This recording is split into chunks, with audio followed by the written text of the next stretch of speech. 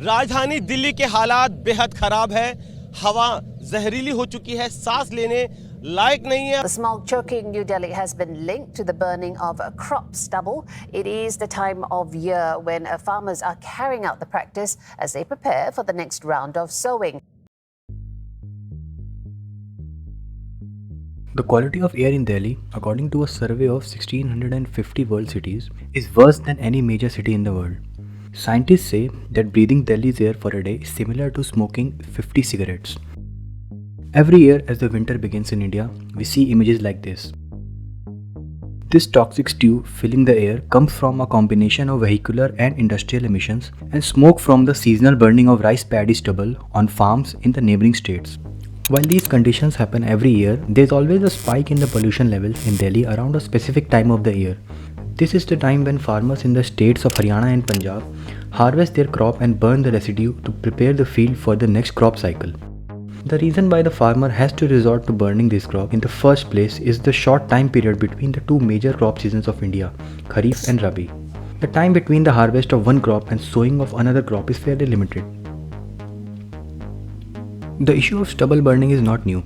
It began with the use of mechanical harvesters somewhere in the 1980s. While using the machine saved several man-hours, it resulted in the generation of higher crop residue. Due to the geography, Delhi is at a disadvantage since it is mushed between Himalayas on the east and Thar Desert on the west. When the cold mountain air passes from the Himalayas, it is forced to go through Delhi and it carries with it the smoke and ash from all the burning stubble. The burning of residue not only harms the environment, it is also detrimental to the field where the crop is grown. In the long run, burning of field reduces the carbon, nitrogen and sulfur content of the soil, thereby negatively affecting the subsequent crop cycle and eventually the fertility of the field.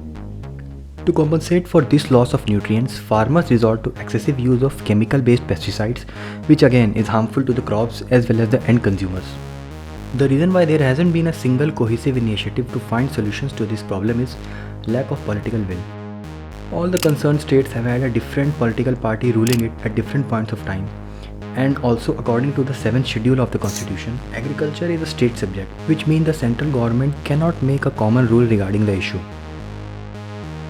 In 2014, Ministry of Agriculture had published a national policy for management of crop residue, which provided some solutions like converting crop residue into manure, using crop residue to cultivate mushrooms, converting crop residue into packing material, etc. It all comes down to availability of resources to the farmer to facilitate switching from stubble burning to more sustainable alternatives. Without constant support from the government, be it financial or technical, an average farmer will not go through the hassle of doing what's best for the environment and would resort to burning the residue, as it's the cheaper option. While stubble burning happens for a limited time period which increases the pollution in Delhi, there are other factors at play which keep the city polluted as it is. In the last 30 years, the population has boomed and so have the vehicles. The number of registered vehicles has grown from just 22 lakhs in 1994 to more than 1.3 crores in 2022. According to the Center for Science and Environment, vehicles remain one of the major factors behind the pollution in and around Delhi.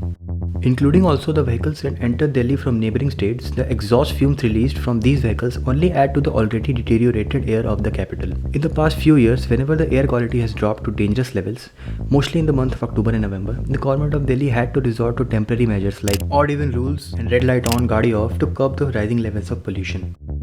Along with all the vehicles on the road releasing deadly fumes, there are other contributors to the toxic air of the city. Up until 2018, the Badarpur thermal power station was the most polluting power plant in India.